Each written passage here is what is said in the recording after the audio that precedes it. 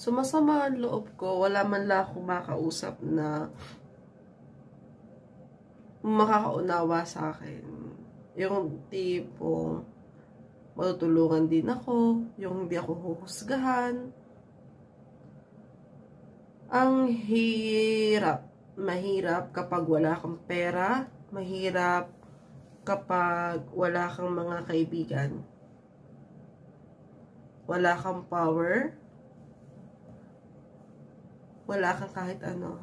Napakahirap. Yung sama ng loob nanunuot sa puso. Ang hirap kapag alam mong nasa tama ka, pero wala kang magawa dahil wala kang kapangyarihan. Ang hirap magpaliwanag sa taong hindi naman naniniwala sa iyo. Ang hirap kapag nasa bansa kang hindi mo kinalakihan. Ang hirap kapag ang layo ng iyong pamilya. Mahirap kumain mag-isa. Mahirap maiwan sa bahay mag-isa. Mahirap maging mag-isa.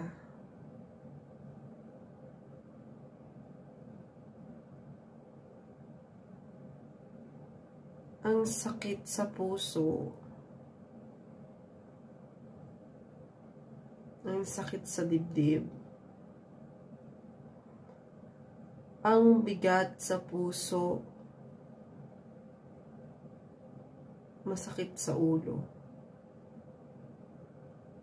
Pero alam mo yung pakiramdam na parang nanunuot na lang sa loob ng utak mo lahat ng problema mo. Tapos parang nakakasanayan mo na lang yung bigat ng dibdib mo. Mas masarap ang matulog. Malaya tayo sa ating mga panaginip. Nakokontrolado natin ang bawat nangyayari sa ating buhay. Ang hirap maging mahina, mahirap din maging malakas.